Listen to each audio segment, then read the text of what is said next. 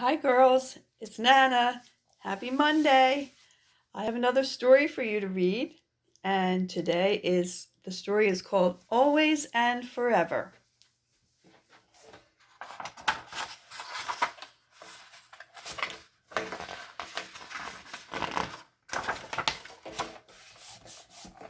Otter, mole, fox, and hare lived together in a house in the woods. Otter cooked delicious meals. Mole made and mended. Hare kept a beautiful garden. And Fox, he worked harder than anyone, making sure everything ran smoothly. He was always on hand with a helpful suggestion and an encouraging word. They were a happy family. They loved each other dearly. But one day, Fox fell ill. That means he got sick. As the leaves started to drop from the trees, Fox grew thin and pale and sad. One morning, he went out alone into the woods, and he didn't come back.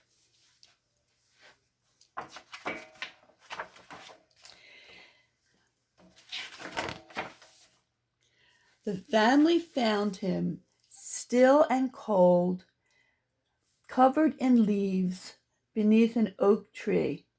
With sadness, they carried him home.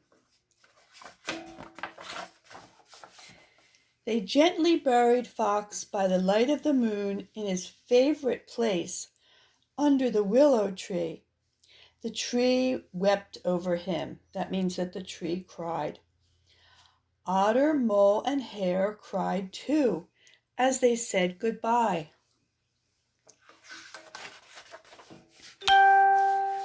A wintry sadness settled over the house in the woods. Fox's family missed him so much. They felt lost without him. He was so wise, said Otter. Whenever we had a problem, Fox always gave me good advice. He was so clever too, said Mole. You could ask Fox anything, and he always knew the answer. And he was always so kind and loving, said Hare. He was always there to give you a hug whenever you needed one.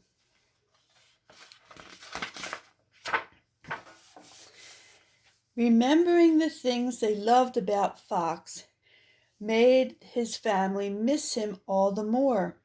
Even talking about him made their hearts ache. They fell into silence. That means they were very quiet. And so it continued, sun and moon, moon and sun. There was only deep sadness in the house in the woods. Snow came and went. The trees started to turn green once more. One afternoon, Squirrel came to visit. Where have you been? She asked. Your friends have missed you. We've been too sad to go out, said Mole. We miss Fox too much, said Hare. So do we all, said Squirrel. But life has to go on.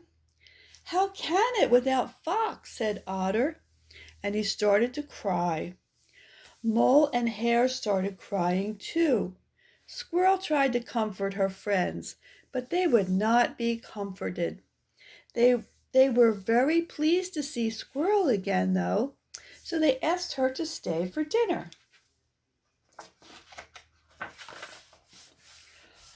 Otter cooked a delicious meal for the first time in ages. This is delicious, said Squirrel. She sat back in her chair and smiled.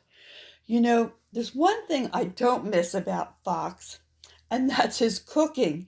Do you remember that awful pie he made? Yes, Otter said, and he smiled too as he remembered Fox's pie. The potatoes were barely cooked, and the pastry was burned to a crisp. Fox was a terrible cook. was a terrible handyman too, said Hare. Do you remember the time he tried to make a chair?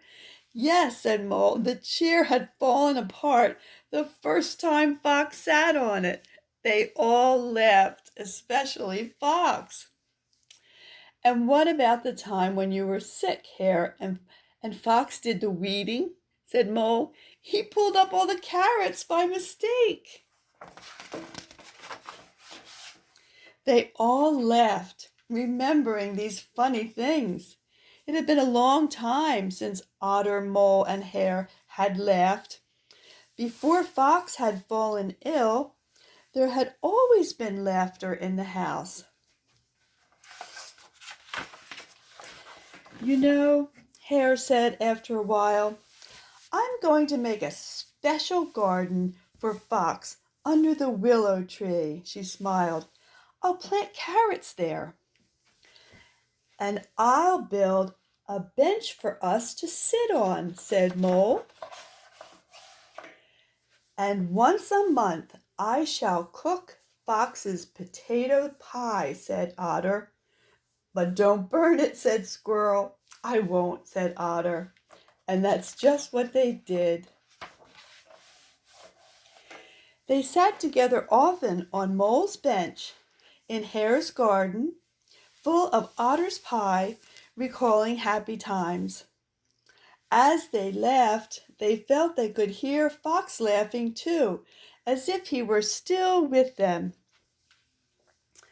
And in their hearts and their memories and their laughter, Fox was still there, still part of the family, beloved friend and companion, always and forever. The end. That was a good story. They learned to be happy again by remembering how much they loved Fox.